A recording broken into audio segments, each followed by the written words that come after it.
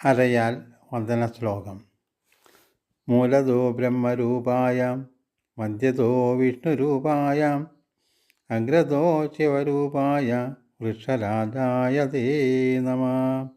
പ്രദക്ഷിണം കഴിഞ്ഞാൽ എത്ര തവണ പ്രദക്ഷിണം ചെയ്തോ അത്രയും പ്രാവശ്യം നമസ്കരിക്കണം.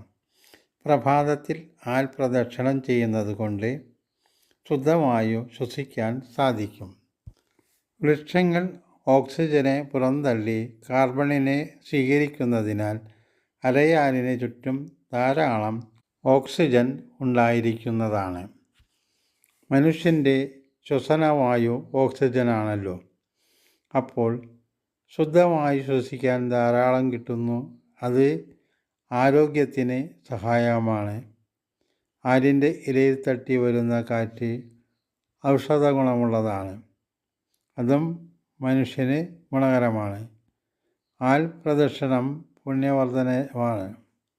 അതിനാൽ പ്രദക്ഷിണത്തിലെ പ്രദക്ഷിണം ശുദ്ധമായ വായു ലഭിക്കുന്നതിനും ആരോഗ്യപാലനത്തിനും വ്യായാമത്തിനും പുണ്യം നേടുന്നതിനും ഫലപ്രദമാണ്. കൂടാതെ കണ്ടകശനി, എടരശനി തുടങ്ങിയ കാലങ്ങളിൽ ദോഷശാന്തിക്കായും രോഗശാന്തിക്കായും പ്രദക്ഷിണം ചെയ്യുന്നത് ആചാരമാണ്. പൊതുവെ പ്രദക്ഷിണം ഉത്തമവും ശുഭവുമാണ്.